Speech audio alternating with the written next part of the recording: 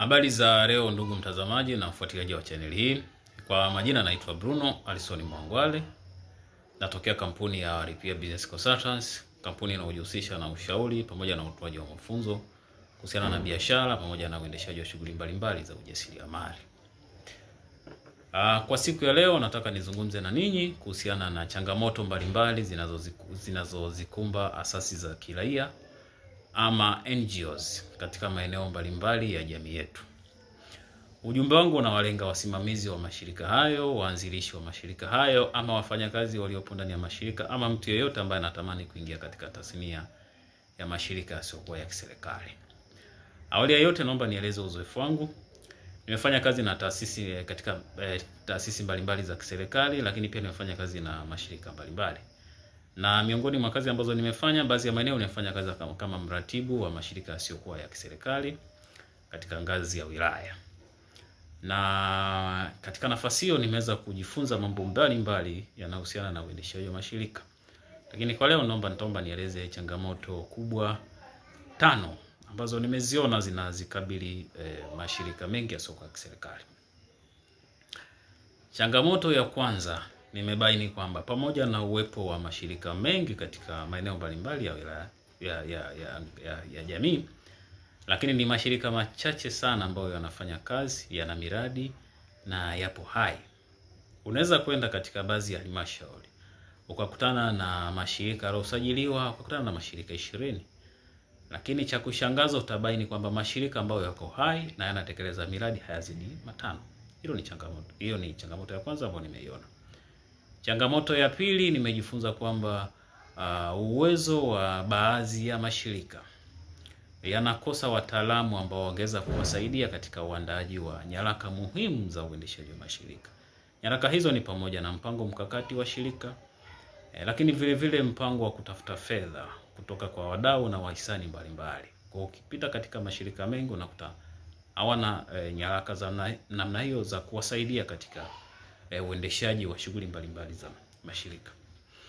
Changamoto nyingine ambayo nimeiona ni kukosekana kwa taarifa ama ripoti za utendaji kazi wa mashirika kwa kipindi fulani.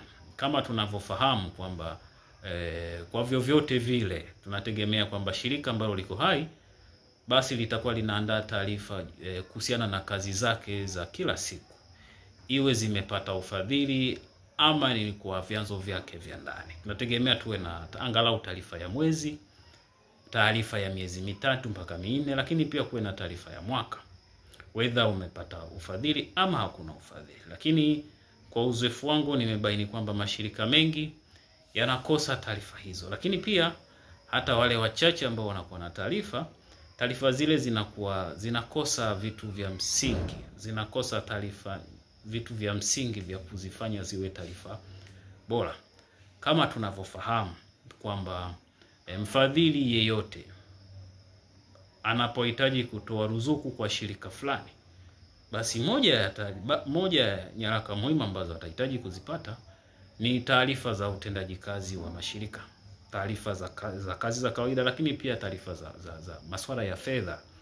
Lakini ni kwa uzoefu wangu nimebaini kwamba uwezo wa mashirika yetu mengi katika uandaji wa taarifa ni dhaifu. Hivyo wanakosa kupata wafadhili, kupata wadau kutokana na kukosa moja ya nyaraka muhimu ambayo wafadhili wanataka. Hiyo ni changamoto ya 3. Changamoto ya 4 ambayo nimejifunza ni kuwepo na gepu la ushirikiano mwema baina ya mashirika yasiyokuwa ya kiserikali pamoja na mamlaka za serikali katika maeneo wanakotekeleza. Una baadhi ya mashirika yanapata miradi na wanatekeleza vizuri shughuli zao na wanatoa taarifa kwa wafadhili. Lakini ukienda kwenye ngazi kwenye mamlaka za serikali, unaweza kuta hawana taarifa kuhusiana na kazi nzuri ambazo zimefanywa na mashirika. Kwa hiyo pia ni moja ya changamoto. Changamoto nyingine ni ile kwamba kuto kuwepo na mahusiano ya moja kwa moja. Serikali, upande wa mamlaka za serikali kujua kinachofanywa na mashirika, lakini pia mashirika kujua mlengwa na malengo ya serikali katika sekta ambayo wanaitekeleza ni yapi. Kwa hiyo pia ni changamoto moja hapo ambayo nimeiona. Changamoto nyingine ambayo pia ni kubwa, ni uwezo wa mashirika ya kiserikali katika kusimamia ruzuku mara wanapopokea kutoka kwa wadau ama wafadhili mbalimbali. Kama tunavyofahamu, wafadhili mbalimbali wanapotoa ruzuku, basi pia ruzuku zinakwenda na masharti, na masharti hayo huwa yanabainishwa vema katika mikataba. Moja ya masharti yanaweza kuwa namna ya usimamizi wa fedha, namna uandaji wa taarifa, wakati wa uandaji wa taarifa, muda wa utekelezaji wa mradi, muda wa kuwasilisha taarifa, pamoja na mambo kadha wa kadha ambayo yanahusiana na utekelezaji wa miradi hiyo.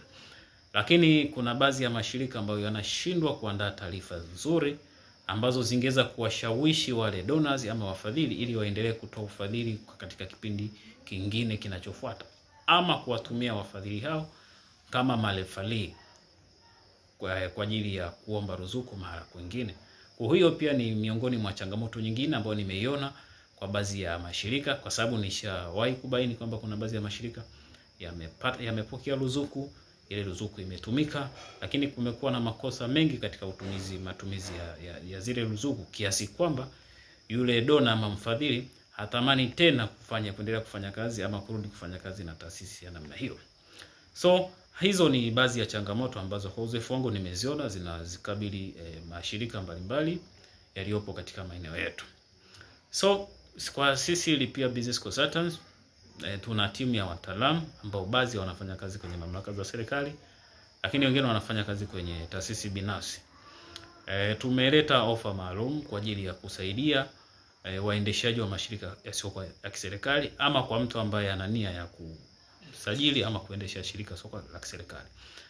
Moja ya huduma ama ofa ambazo tuko nazo ni ofa ya kwanza, tunasimamia usajili wa shirika lako la soko la kiserikali, kwa maana ya kuandaa nyaraka zote za usajili kwa kuzingatia malengo ama mipango ya mhusika ama mteja wetu. Lakini jambo la pili ama huduma ya pili, tunaandaa mpango mkakati kwa ajili ya shirika ambao aidha unaweza kuwa miaka 3, miaka 5 ama miaka 10. Lakini vile vile tunaandaa mpango wa utafutaji wa rasilimali fedha, ambapo katika mpango huo utakuonyesha kwamba shirika letu linahitaji kiasi fulani cha fedha kwa ajili ya kutekeleza mradi huu na huu. Lakini vile vile fedha hizo tutazipata wapi? Tutaziomba kwa nani na nani na nani. Lakini tutafanyaje ili tuweze kuomba hizo fedha na mambo mengineyo mbalimbali ambayo yanahusiana na nyaraka hiyo kwa ajili ya uandaji wa mpango wa kutafuta ruzuku. Jambo la 3 na la 4 ni kwamba tunasaidia katika uandaji wa nyaraka za kuomba ruzuku katika maeneo mbalimbali. Tuna mtandao wa kupata taarifa, ni mdau gani, madona yupi ambaye ametangaza ruzuku, masharti yake ya ruzuku ni yapi, vigezo vya kupata ni vipi, taratibu za kuomba zikoje. Kwa hiyo tunasaidia waendeshaji wa mashirika ya kiserikali ambao wana nia ya kufanya na sisi katika kuhakikisha kwamba tunaandaa nyaraka zote na kuwasilisha maombi ya kupata ruzuku kulingana na ili kuweza kutimiza malengo ya shirika. Hizo ni baadhi ya huduma ambazo tunazitoa Lipia Business Consultants. Kwa ushauri, kwa maelezo zaidi, lakini kwa yule ambaye ana nia ya kufanya kazi na sisi, basi unaweza kuwasiliana kupitia namba ya simu ambayo ni 0756 45 05 95. Asante kwa kunisikiliza na karibu kwa huduma zetu za Lipia Business Consultants. Bye bye.